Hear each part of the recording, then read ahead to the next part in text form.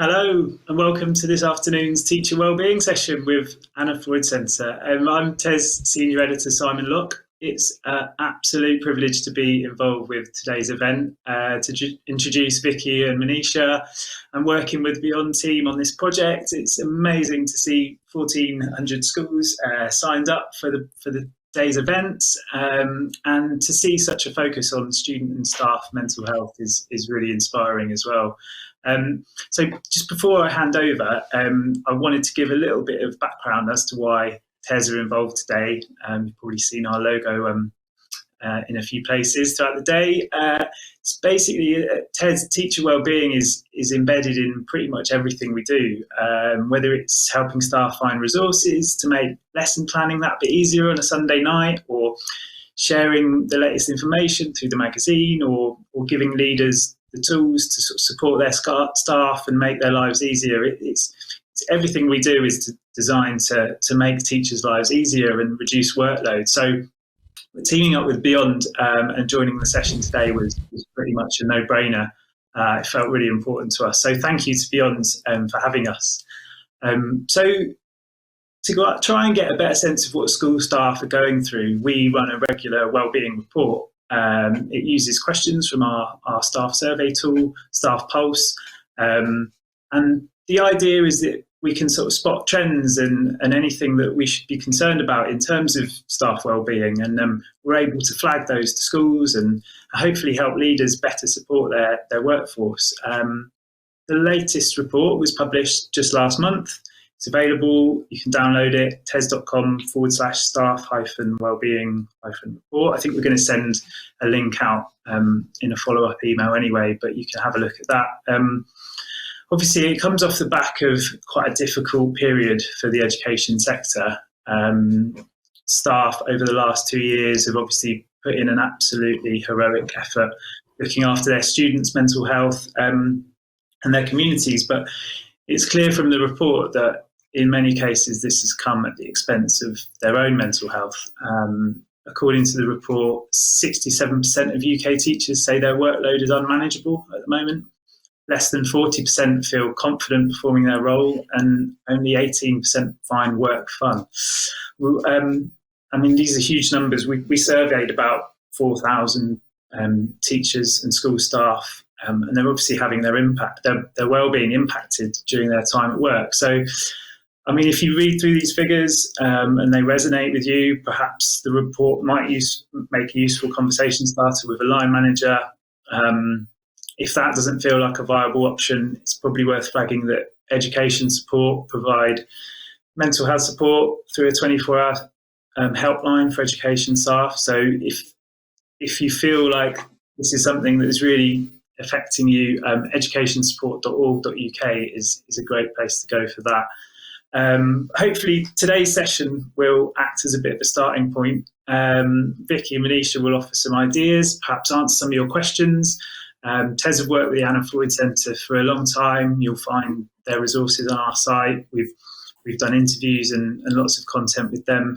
They offer a wealth of information and support when it comes to wellbeing. So it's an absolute pleasure to introduce Vicky Sayward, Head of Training, and Manisha, I need to drink of water. Manisha Jeffka, Training Manager at the Schools Division at the Anna Freud Centre. Guys, thank you. Thanks, Simon. Thanks ever so much, and thanks for setting the scene there. Hello, very warm welcome to everyone on the call this afternoon. We hope that your day has gone smoothly, and thank you ever so much for joining us. We have got a presentation to share with you today, and we will be sharing some links with you in the form of a follow-up email. So don't worry if there's anything that we refer to during our time together, you will be able to access that afterwards. We'll just take a moment to introduce ourselves. Simon told you we're from the Schools Division here at the Anna Freud Centre. Both Manisha and I very much have our backgrounds rooted in education. I was an MFL teacher, head of house, head of year for many years, and became really interested in mental health and wellbeing of the students and staff that I work with. I did leave teaching a few years ago and was a manager within local government working with schools and training staff to implement whole school approaches to mental health and wellbeing. I joined the Anna Freud Centre last summer as head of training for the schools division there. And since then, I've had the privilege to work with colleagues in education across the UK and internationally to raise the profile of wellbeing for everyone across a whole school community. I'll just pass over to Manisha to introduce herself before we carry on with our presentation. Hi everybody, I hope you've had a really good day so far. So my name is Manisha Jeffcott and I'm the training manager for the schools division at the Anna Freud Centre. And like Vicky, my background is also education. So I worked as a senior leader for many years in schools in the southeast. And I became really interested in mental health and wellbeing through supporting families and students and pupils, as well as really sort of thinking about how to support the staff in my schools. So I'm really looking forward to talking to you this afternoon about how you can sort of better support one another and to share some resources with you, which will hopefully be really useful in kind of getting you on your way in terms of managing at what has been an incredibly challenging time. So really looking forward to this afternoon and thank you for having us. Thanks, Manisha. So if we go on to our next slide, we're just going to take a moment to share with you a bit of information about the Anna Freud Centre in case you are unfamiliar with our work. Now, the Centre has been pioneering better mental health care and support for children and young people and their families for over 60 years. And we are the only children and young people's mental health charity to combine research and innovation, clinical practice and training and dissemination. And our work already benefits more than 1 million children in schools and colleges, and we aim to reach 1 million more over the next few years. And if we go on to the next slide, you'll see that the Anna Freud Centre has evaluated more research, practice and resources than any other children's mental health charity. And we're in a unique position to share this knowledge and experience with you, particularly through our Schools in Mind network, which currently has more than 34,000 members working in education. So if it's one that you're not already signed up to, head on over to annafreud.org/schools and colleges and you'll be able to find out about Schools in Mind and sign up, and we'd love to have you part of that ever-growing network. If we go on to our next slide, you'll just see some of our highlighted objectives for how we'd like to spend our time with you this afternoon. So as you can see, we want to make sure that you've had the opportunity to increase your understanding on what we believe the importance is of investing in your own and indeed staff wellbeing generally.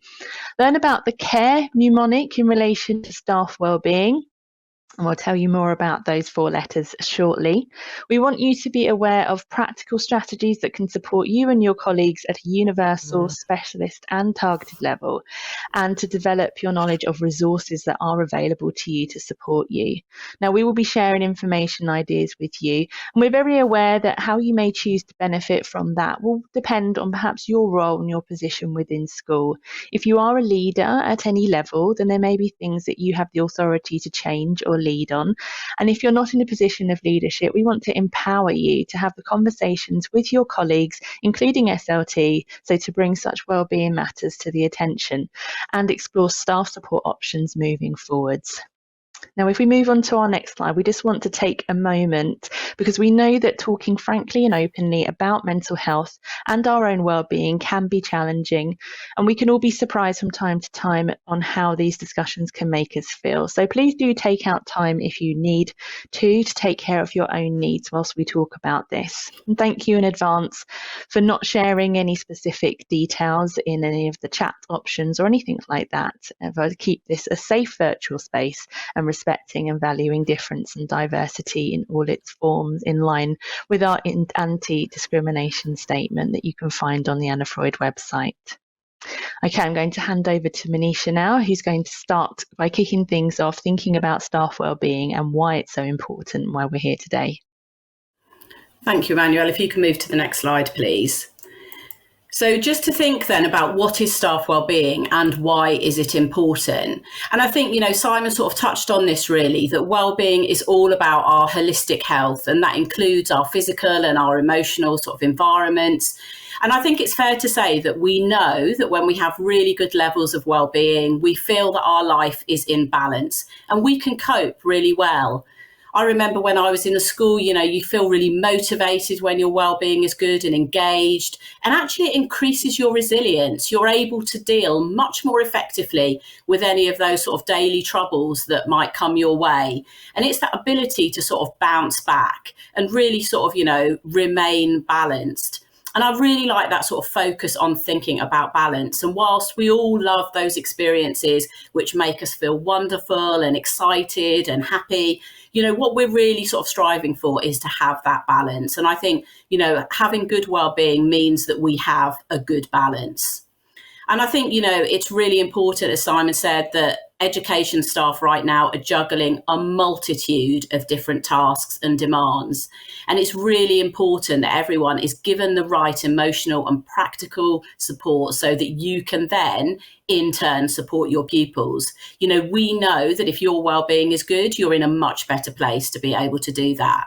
And not only does that have a positive impact on colleagues and pupils, but also we know that staff wellbeing can really help improve our own performance and our sense of job satisfaction. And that can in turn lead to a reduced staff turnover and help to reduce absence, both short and long term, increase productivity and really sort of promote staff engagement, which is what you really want to do.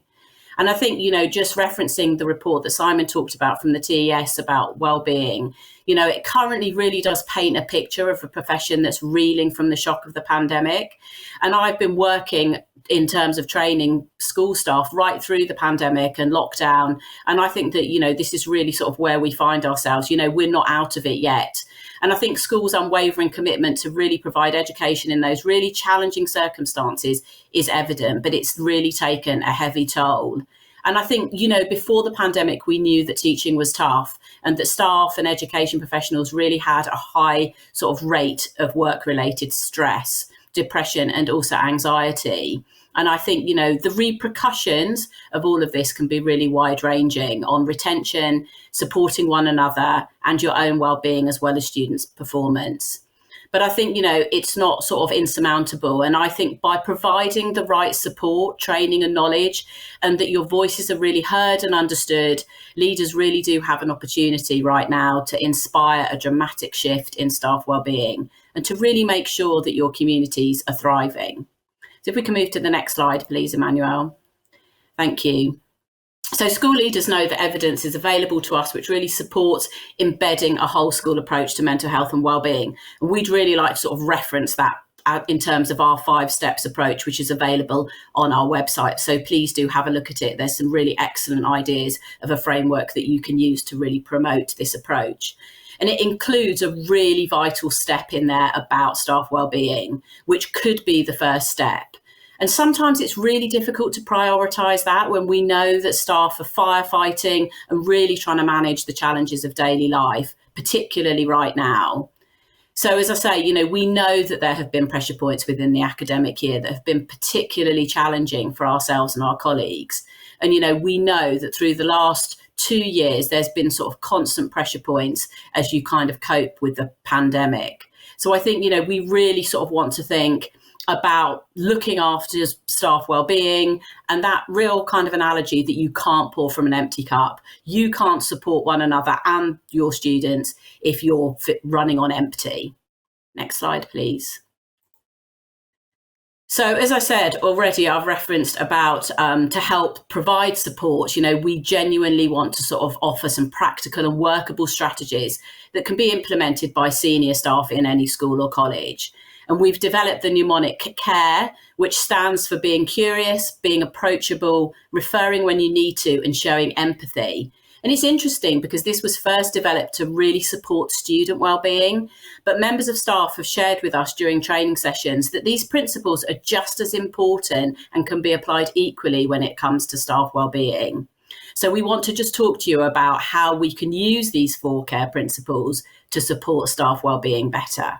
Next slide, please. Can we jump one more slide on, please? I think we're one behind.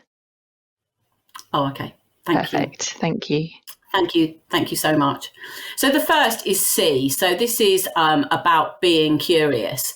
And it's really finding time. And I know time is so tricky sometimes to get, but just finding a moment in time to have some of those curious conversations. So if you're in leadership, or even if you're supporting a peer, just talk to them about what aspects of their work maybe are having a negative impact on their well-being. I think in meetings and conversations, it's really important that you keep staff wellbeing at the top of the agenda. And just staff need to be reminded that you don't need to be a mental health expert just to be able to listen. And you don't need to have all the answers. It's true, you may not be able to solve the problem in one meeting, but that's okay. And you can have another meeting or another catch up.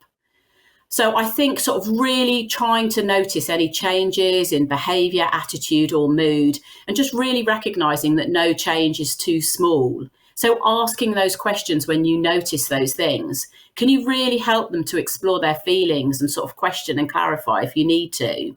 And really encourage reflection and maybe discuss some possible ways forward. So I just want you to consider, do you have a space in your schools where you could actually have some of these private and quiet conversations? And when you're having those, just thinking about your body language, being open, non-threatening, being able to engage in eye contact, and just remembering to be curious about that staff member's perspective and to encourage conversation. Next slide, please. Thank you. So the second letter is A, and it's about being approachable. And again, this is that sort of development of whole school approach towards mental health and wellbeing will really help to support this.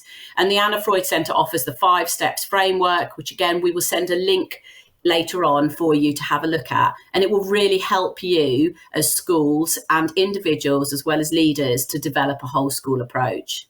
So really sort of thinking about the importance of being able to be open and honest when you're seeking support, and maybe ensuring that as line managers, you're trained in active listening as part of your own professional development, and thinking about when are those staff relationships developed? When is that their time for that? I think just small things by, sort of knowing everyone's name is really helpful, and maybe thinking about developing a culture where there's no blame and stigma around mental health in the school community. Thinking about whether staff are encouraged to check on their own work-life balance. So do you have any opportunity to consider that? Thinking about maybe setting up a regular drop-in session to be able to share and reflect with colleagues, which can be led by different members of staff. It's very different to a line management meeting. Thinking about how you could actually set that up, and maybe thinking about setting up some kind of supervision or reflective space. So really sort of deciding, how are staff in your school setting being made to feel valued? Are their opinions being taken on board? Are there opportunities for wellbeing surveys and feedback boxes? And again, we have a really good resource for a staff wellbeing survey, which again, we will send to you later. So really sort of thinking about that. And just remembering that opportunities meeting with staff need to be empowering and supportive. And the time that you meet with them should be regular and protected. We could have the next slide, please. Thank you. So just thinking then about what supervision actually is and what a reflective space is. So I know lots of schools are starting to think about how they can make space for these, and it's a really good, positive thing to think about doing. So just thinking about what a reflective space is, that it's an opportunity to have a safe space where you can have formed, sort of planned and predictable and reliable meetings. And it's just opportunities really for you to be able to sort of talk about things and to share. So it's really not about being judgmental, or it's not a space for moaning or an opportunity for performance management or even a form of personal therapy. This is just an opportunity to share and talk with colleagues. So it's about getting support and ideas, reducing feelings of isolation, learning through sharing, thinking collectively about how you can best support one another, and finding best practice through a better understanding of mental health issues. So sort of really thinking about how you can reflect and develop your own skills, and thinking about how your own values and beliefs might be affecting your work. So lots and lots of really great ideas that can be talked about, including identifying any gaps and possibly thinking about identifying an action plan, including signposting. So hopefully that will really sort of help you start to think about how you could potentially set up a reflective space. we could move to the next slide, please. Thanks, Manisha. So I'm going to pick up now with the letter R, which stands for refer when you need to. Now, of course, we know that schools are rarely responsible for referring staff members to services provided by mental health professionals, but they really can be important providers of signposting to mental health and wellbeing support when appropriate. Now, society as a whole, one possible silver lining of the undoubted impact of the pandemic on wellbeing is an increased readiness to talk about mental health. So we would recommend that staff really do know a range of ways to reach out in whichever ways feels most appropriate to them. And our recommendation to schools would be to remind staff of support options that are available on a regular basis and not just as a tokenistic gesture. It could be that a particular colleague leads on this sort of regular update, either via email or within staff briefings. Ensuring staff know how to refer themselves or others to wellbeing support when appropriate is essential. Communication is key here. And you may want to include a staff wellbeing pathway within your mental health and wellbeing policy if you have one, so that staff are clear on how best to navigate their own way to support both inside and outside of school. We would say to remember to include reference to universal, targeted and specialist support that's available, both locally and nationally. So if we go on to the next slide, we can share some examples with you of what we mean by that. And it's important there's a range of support available through different mediums. For example, Headspace, the mindfulness experts, give free access to Headspace for educators to all school staff in the UK. This is a great resource and important for staff to know about, but it may not be of interest to everyone. Likewise, some people will feel comfortable in calling the Education Support Charity's free helpline, and here anyone working within education of any role can call and speak to a counsellor about school or personal matters, or indeed both. We also might want to think about people who would rather send a text or use a text service such as Shout, and for some they'd perhaps rather receive an email to a link with a direct resource, and you can see on the slide there looking after each other and ourselves, which includes 8 accessible top tips for prioritising your well-being, especially during periods of uncertainty and disruption. So as you can see, there's no one size fits all here, which is why, as with the students in our care, it's vital that there is a range of support options available for staff to dip into should they need it. When we find ourselves in a position of looking for support, it can feel very overwhelming navigating everything that's out there. So if you as a school have a pathway with local options good to go, then this will most likely not only save considerable time, but also a lot of distress. And as I said, it's important to think about this on a universal, perhaps targeted and specialist support that's available. The examples you can see right now on the screen would be considered universal. Let's explore some support at some different levels now. So if we move on to the next slide, you'll see an infographic, and this is taken from our Supporting Staff Wellbeing in Schools booklet. We'd recommend that you take a look at that. It's just on the next slide, so you should be able to see a blue infographic. So we would say do have a read through at each level, and you can see some examples. I'm just going to explore a couple now. So an example of further universal support may include setting up feedback boxes where staff can anonymously share ideas for improvement, or on something specific that you wish to consult staff on. Do provide opportunities for staff voices to be heard, and share these ideas publicly when appropriate so that it's clear that they've not been asked to do so in a tokenistic way. You may want to organise for staff to support their peers when needed by arranging for them to offer a supportive ear in an inclusive and non-threatening way, like Manisha was saying. It can sometimes feel daunting opening up to a line manager, for example, but perhaps an impartial work colleague may be more appropriate. If you have a staff wellbeing committee or mental health first aiders, for example, in your school, do ensure that everyone knows who they are and the role that they play. Now, targeted support may include specific mental health training and development opportunities, and or a specific supervision or reflective space for staff, as we've heard about. This may initially be for key members of staff most at risk of experiencing secondary trauma within their roles. It's crucial that schools generate a culture of reaching out for support when needed. We would encourage school leaders especially to practice what they preach regarding the well-being of their students and families within the school community, and practice that with staff also. If you or a colleague is struggling with poor mental health, please feel encouraged to reach out to your GP as a starting point and be allowed time to attend appointments. Thinking about specialist support available.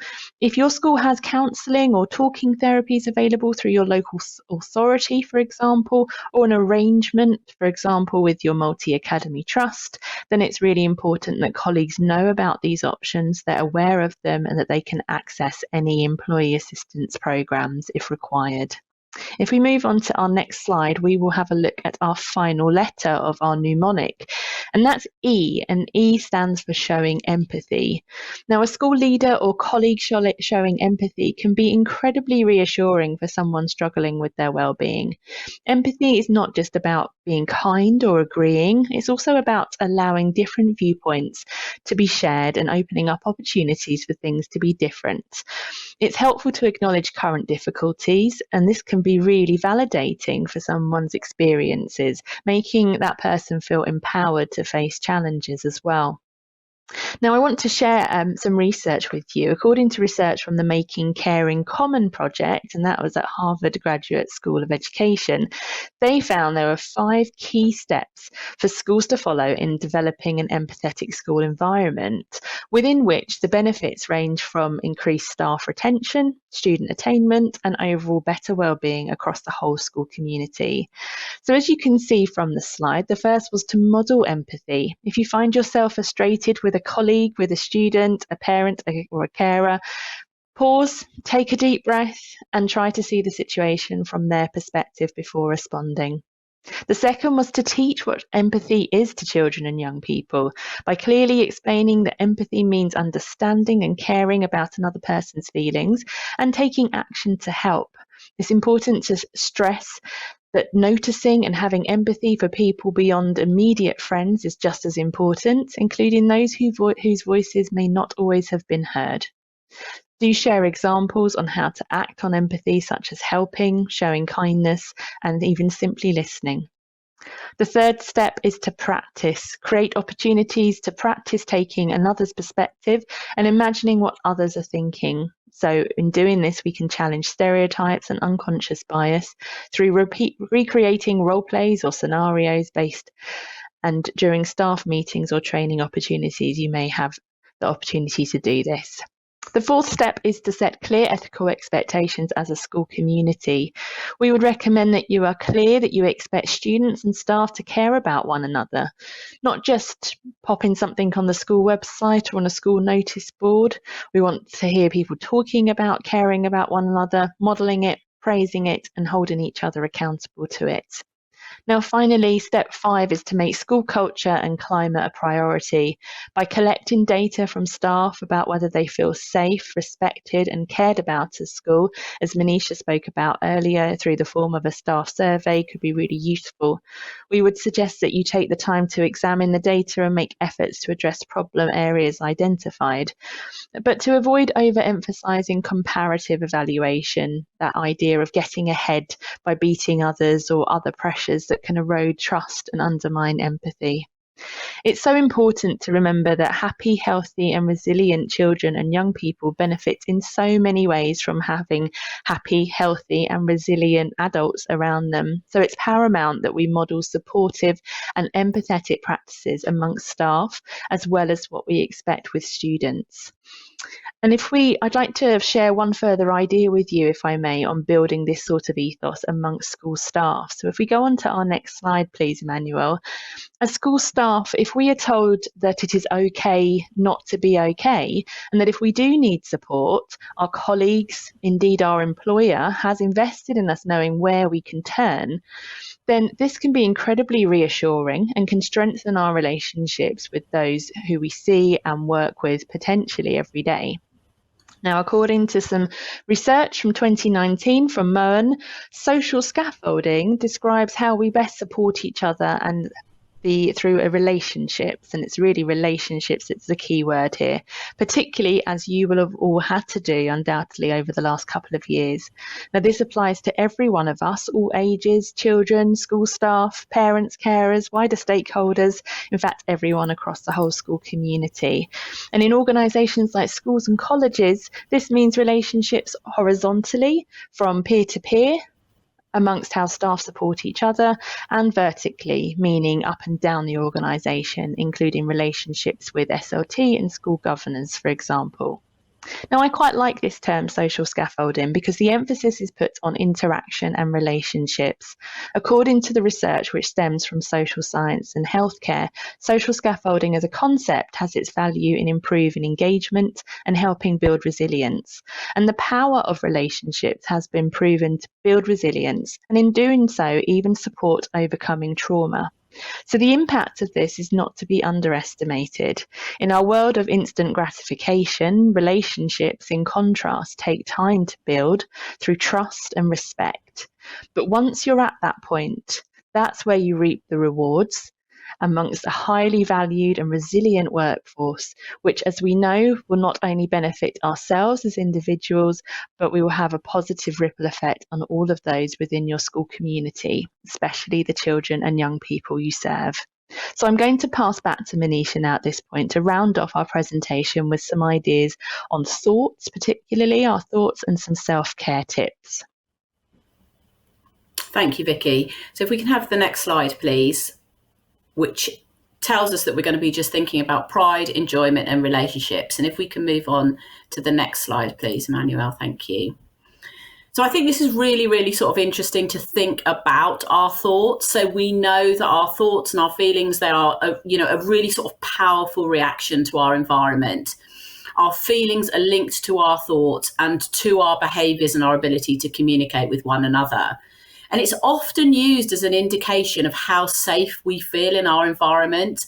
So I just encourage you just to think about a situation where maybe you felt safe and how your thoughts and feelings reflected that. And also conversely, when you maybe didn't feel so safe and what your thoughts were like at that time.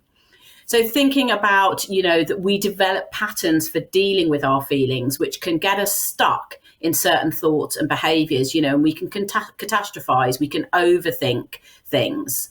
So the strategies can sometimes be adaptive, but they can also sometimes be maladaptive. And I think it's really important that we sort of think about that and then sort of reflect. If we can move to the next slide, please. And I think this is just so positive to just consider that the good news is that we can really challenge our thoughts and those unhelpful thoughts.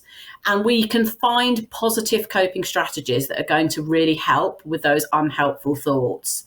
So just stopping for a moment when you have an unhelpful thought and thinking, what is the evidence for that thought? So is it something that you've just, come up with? Is it based on a past experience? Where are you getting that thought from? And what is the evidence for it when you stop and actually think? What is the evidence against the thought? So if you were presenting it in a court of law, if you got the evidence for the thought and against the thought, how would you then explain that to a friend who was maybe having an unhelpful thought? And is there a more balanced or perhaps positive thought that you can replace it with? Next slide, please. So just bearing that in mind and kind of taking back control that you can change those thoughts when they are particularly negative and not helpful to you. I just want to move on just to finish up this session with some practical tips around self-care. So there's lots and lots of ideas I'm going to share with you, but you will get a copy of these slides so you'll be able to then have another look at them. But I think it's really important just to draw your attention to some of these self-care strategies. So one of them would be about taking a mindful minute, and everybody can find 1 minute or less maybe just to stop and breathe and to help you manage your feelings of stress or tension, as well as reflect on maybe what happens next. And you could also practice a minute of mindfulness to be able to do that. So think when you could find that time in your day to be able to do that. It's really powerful and it links to everything we've talked about in terms of creating those relationships. So thinking about a buddy system. So is there support around you that is containing and comforting? It might be that you wish to choose a buddy within your staff team. So this is someone who you can talk to and check in with on a regular basis, just to help check on your wellbeing levels. And buddies can also sometimes take part in random acts of kindness, and you can get as creative as you like with that. I've heard lots of schools that have done that so brilliantly. So just sort of really thinking about that.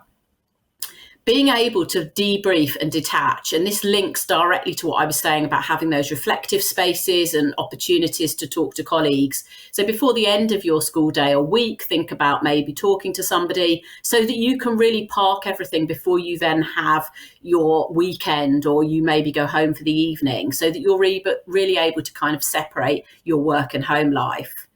Thinking about finding some structure and routine, including regular breaks in that, and consistency around the beginning and end to your working day. I remember in teaching, it's so difficult to ever get to the end of that list, which just grows, and you never ever feel that you've completed it. But actually really marking out boundary time is helpful. Just thinking about yourself, so getting to know yourself, taking time to do that. What does self-care mean to you, and what really has a positive impact on your well-being? It could be just slowing down. It could be taking a mindful minute, maybe going for a very quick walk in a break, just 5 minutes. Might be exercising or something similar. So just really reflecting on that and maybe just writing it down as a personal goal.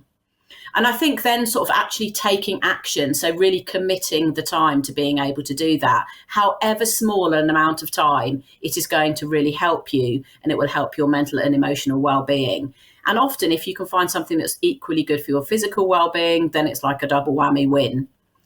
Thinking about diarising activities that you enjoy, and that really helps keep you motivated, and it indicates that you're prioritising your well-being, something that's really important.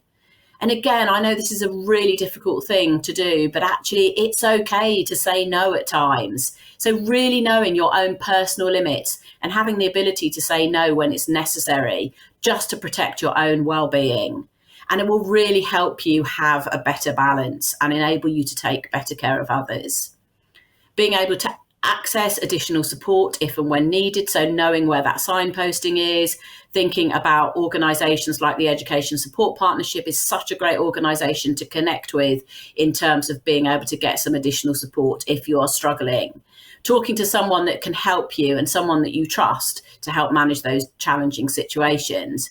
And it could be a professional, but it could also be a friend or a colleague. And finally, be patient with yourself. And just like any change that we make, it takes time to embed some more positive self-care strategies into your daily routine. So just try and be consistent, try and diarise those events, just give yourselves a small amount of time to start. And remember that some self-care is better for your well-being than none at all. So I hope some of those tips and practical ideas were helpful to you. So if we could go to the next slide, please. So thank you so much for listening. And as I say, we will be signposting you to some websites and some different resources, which will hopefully be really helpful, and will link directly to some of the things that we have referenced today. And I think we are now going to a Q&A with Simon. That's right. There I am. Good. Thank you, guys. That was fantastic. Really, really insightful, and loads of really great signposts as well there. Hopefully that will be really useful to everyone in attendance. And as Manisha said, we've got some questions actually that have come in advance, which I will run through as many of them as I can in the time we've got. Starting with this one. So someone who's started at a new school during the pandemic has mentioned that it's been additionally challenging for employees who joined during this time. What advice would you give to anyone who feels particularly alone, perhaps hasn't forged relationships in the same way that longer-term staff have? Staff community can be a tricky social group to navigate sometimes, especially when there are strong connections already made. Guys, any tips on that one? Yeah, thanks, Simon. I'm going to actually talk to this question. So I think it's really important to see if, the workplace does have a sort of positive environment for you at any point. So is there like a staff room? Is there a dedicated space where you can go and take time out? What is that like? Is it appealing? Do you want to go there? Are there any sort of low-cost ways to promote staff wellbeing that might really sort of make people feel valued and encourage them to go in and then spend time together? I think it's really important to think if the senior leadership team within your school model really good working practices. So are they really good at sort of interaction, building relationships, getting to know everybody? Are they modelling sort of encouraging staff to take breaks, to go to the staff room, or, to a space where you're able to have a chat and, sort of develop some relationships and connections with one another? Is there opportunity for that? I think sort of, is there a line manager or a colleague that you can connect with to maybe talk about some of these difficult situations if they are arising? And, is there a real sort of clear communication about workplace wellbeing? So really sort of exploring that. And then I just think, find out if in that school that there is anywhere that staff are encouraged to talk about some of their concerns. It might be through a suggestion box, or it could be as a new starter, you had an opportunity through an induction process, perhaps, or maybe some sort of feedback box or suggestion box. It's always worth finding out if there's any kind of senior mental health lead within the school. Would that be a conversation that you could have with somebody in that position? And it could be, as we talked about staff surveys, that there is an opportunity for you to raise the concerns within that. So, how are staff consulted about change, and how are they sort of, encouraged to sort of get feedback and to then sort of generate ideas as a result of that. So just really sort of unpicking, the school communication style, what that looks like, and whether there's any opportunities that can really be developed to help engage staff and build better staff relationships. So lots of different suggestions there, Simon. So hopefully one of those or a couple of those might be helpful to that colleague. Yeah. I was just thinking from my, starting new jobs, perhaps find someone else who might be in the same boat, who's joined in the last couple of years. They might be feeling the same thing, and sort of reach out to them. Absolutely. Yeah, definitely connecting, I think, is really important. Definitely, yeah. Okay, next one. How can governors support staff and pupils effectively? Perhaps from a governor there. Oh, I'm happy to pick this one up. So I think governors' role within school wellbeing is something that is becoming increasingly on our radar, because actually their role is a really, really crucial one. So the advice I would give really is for governors to ask themselves some key questions to start with this at the beginning of this process, so they can best establish how to move forward. So that opportunity for reflection and conversation. So I would be reflecting on questions such as, what would the people in my school community say about wellbeing here? Is there a specific governor dedicated to supporting the development of the school's mental health strategy or mental health and wellbeing directly, not just someone with a safeguarding hat on? And if not, why not? I would ask the question if leaders within the school are positive role models for wellbeing, because school leaders are always told that they are responsible at looking at the wellbeing of pupils, of staff, of families. But what about their well-being in that process as well? So I would reflect on that. I'd reflect on the opportunities for supervision for staff. And I'd ask myself the question around cost and the cost associating with not investing in well-being for those within the school that I am governor of. And I don't just mean financially. And I'd also reflect on, as a governor, am I aware of the impact of my decision making on the well-being of my school staff? Because as we know, that can be far-reaching as well. Just a couple of practical suggestions to add then, sort of to lead on to that.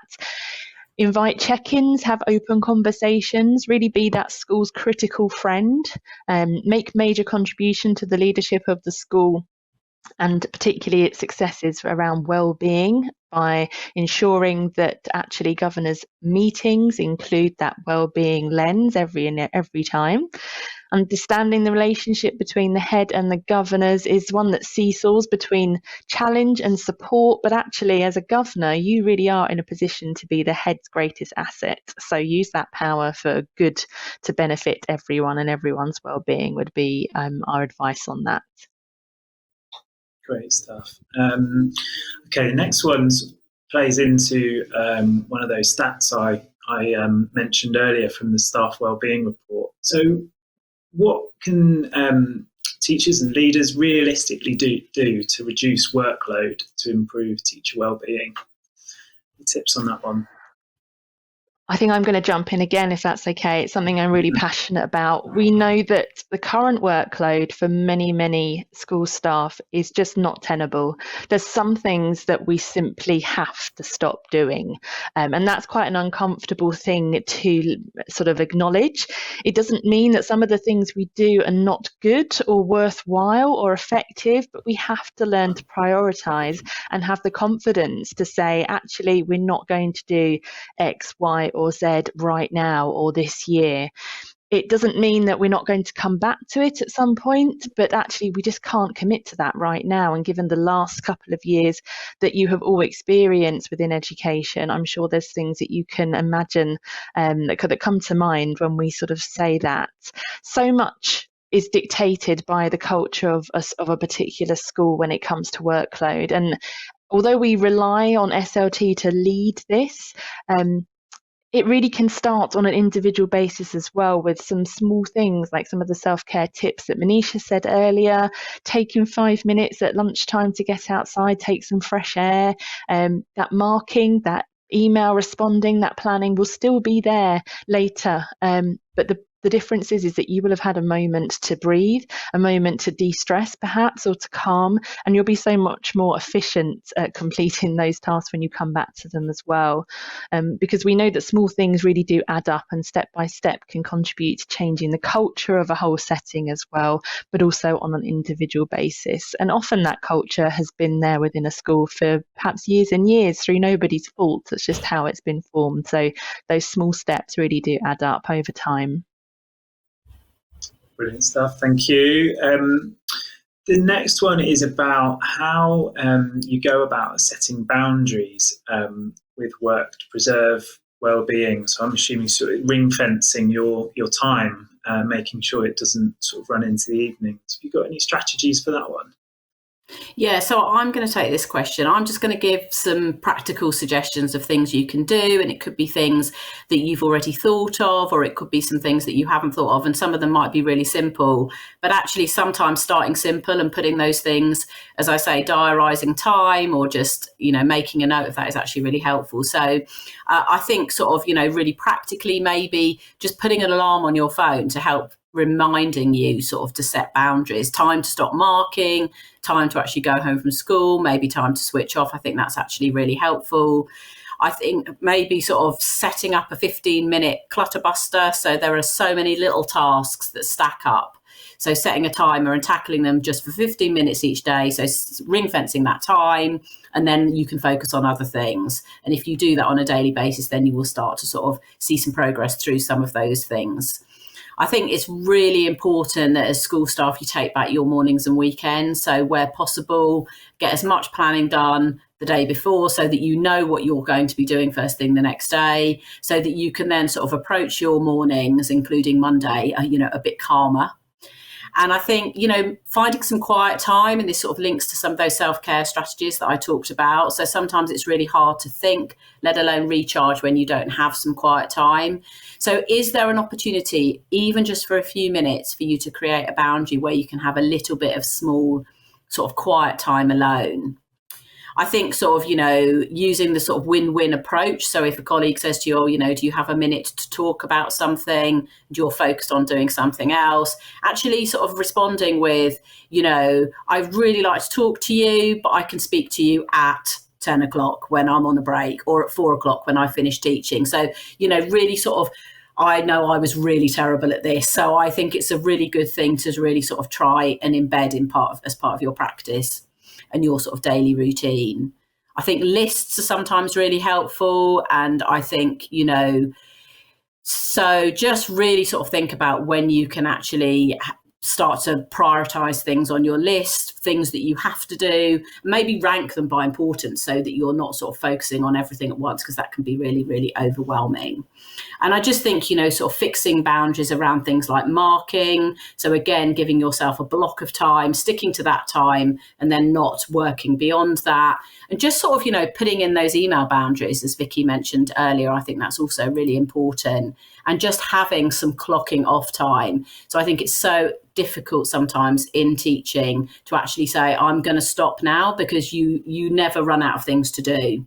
So I think actually having a finishing point is really, really important. And then just finally making sure that you do have an opportunity to have a little break at the end of the day so that you can just unwind. So hopefully there are some ideas there that people might be able to explore and try. Great, thanks, Manisha. On a similar note, have you got any strategies for switching off when you do get to the end of a difficult day? Yeah, I'm going to add to some that Manisha's list there, because I think some of those perhaps do trickle into this one as well. So that idea of setting a time that you're going to leave perhaps and leave school and stick to it, because I found actually it's very rare that someone is ever going to tell you to stop working. So sometimes you have to be that voice to yourself and be firm and be really strict. So I'm casting my mind back. I'm on the journey home from school. I want to sort of switch off. Things that I try or things that work for me, listening to music, listening to a podcast, an audio book. And I used to find something non-teaching related was a great way to escape. Calling a friend or someone to have a chat with if it's safe to do so. I would suggest sort of question what you're feeling and perhaps what you feel you need at that point. So would it be beneficial for you to sort of vent and process the day's events out loud by talking to someone about them, get it off your chest and move on, that sort of idea? Or actually sometimes I found that I was better not giving the day that airtime, if you know what I mean. Sometimes actually I found it really useful to scribble some things down. I used to keep a journal when I was teaching, and actually it was really useful. It was really cathartic to get down some of those key thoughts out of my mind and then on paper, similarly to what Manisha was saying about sort of lists, get it out of your head on paper, and that can be really useful as well. And actually that can be a great distraction in the moment as well. And distraction, I think, is very underrated. Distraction could include talking to someone who isn't in teaching, so you're not going to sort of talk about business all the time, listening or watching something when you get home that's completely sort of non-school related, having that playlist ready, exercise for how it makes you feel, not how it makes you look, plan a hobby or an activity for the evening and stick to it, having something to look forward to. It could be catching up with a friend, it could be cooking something nice for dinner. I always do this on a Monday actually, especially because I think it's really nice to have something to look forward to at the beginning of the week. Mondays can always feel a little bit meh, can't they, at the start of the week?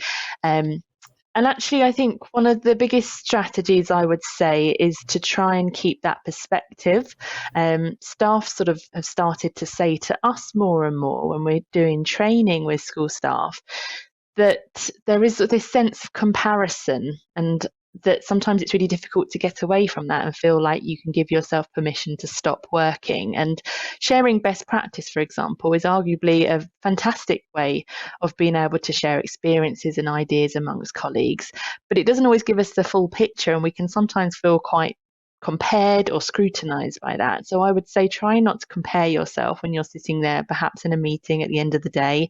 There's no need for you to be thinking, oh, I should be doing that too in every single one of my lessons, or I haven't done that, so does that mean I failed? We all have different ways of doing things and different resources available to us as well. To take ideas where you can, but don't translate that into you're not doing something correctly, because after all, comparison is the thief of joy, we believe. And just finally, one further point on social media. If you do use social media, as many of us do, fill it with things that spark joy. Have separate accounts for education or school-related things, or following educators. They're a fantastic resource, but they're not always great at being able to switch off. They're great for reminding us that someone is still thinking about school at 11 p.m. of night. So be ruthless, cleanse those lists of people that you're following if they're not good for your well-being, and stay boundaried with things like your social media. You may be a teacher, but you're also an individual with a personal identity. So nourish that side of you whenever possible as well, we'd suggest.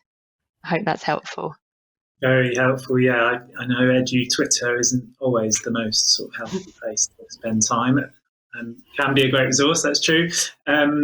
Okay, cool. We've talked about preserving boundaries, and I'm conscious that we're getting towards 5 o'clock. I don't want to run over after what we've talked about, so we'll do one more question. that's come in from that's around teacher training. So what advice would you give to my level 3 trainee students to support them on their journey into teaching? Thank you, Simon. So I'm going to take this one. So I think, we absolutely know that this is a challenge, and there was a teacher wellbeing index in 2021 that found that early career teachers really struggled with anxiety, panic, changes to appetite, tearfulness and mood swings. And they didn't feel that actually their initial teacher training prepared them well to manage their own well-being. So I think it is really, really important in order to retain these people. And certainly this was something that I felt really sort of challenged us when I was working in schools, was that you would invest heavily in early careers teachers, and then after a year they'd say, do you know what, I can't do this anymore. So I think this is so important that we get this right to really help them be prepared to manage their own mental health. And I think I'm just going to give some practical tips. And these were tips that were suggested on the Education Support Partnership, which is a great resource. I think I've already said, so I'd really encourage you to have a look at that. I use that more now that I've left teaching. So I think it's really important that people have a look at that. So really some practical tips about preparation. So just make sure that you're really prepared for the next day, and don't worry about anything else, because anything else can wait. But the thing that is a guarantee is that you've got to come in and teach the next day. And again, linking to the boundaries, I think particularly for early careers teachers, it's really important that you set those clear boundaries between your work life and your home life, and that any advice that you're given from your mentors is taken on board, and you need to listen to that and use those people for support. And I think, remembering to do those things that you enjoy outside teaching, you are a person before you're a teacher. So actually remembering those things, and think about those things particularly that boost your well-being. So really going back to those and celebrate those wins. It's a really tough call when you first start teaching, and really sort of celebrate those wins and look at those successes when you really need a boost. So remember those. Think about the messages you might get from kids that make you feel really great, or if you get a really good sort of connection with a parent and they give you some really good feedback, remember those things. I used to jot things down on a Post-it note to remind myself. Don't dwell on things when they go wrong, because in teaching, just like in any career, in any profession, things do go wrong, and no one is perfect, and no one's expecting you to be perfect. And I think just finally, just plan a window of time that's just for you. And in that window of time, don't do anything around work. So just sort of safeguarding that time for yourself. So hopefully those are some helpful ideas. Very helpful. Thank you, Manisha. That's brilliant. Vicky as well, thank you for those answers. Thank you for the presentation. It's been really insightful. I think you especially signposted some really great resources. If anyone's still watching this feeling like things are a bit much, I think it's worth signposting that education support helpline again, just educationsupport.org.uk. if you go there, that is a 24/7 helpline. Otherwise, again, thank you to the guys from the Anna Freud Centre. Thank you to everyone who joined today. Hopefully you're staying on for a couple of the evening sessions potentially, but if not, thank you. Have a nice evening. Cheers. Thank you. Thanks, Simon. Thanks, everyone. Bye-bye.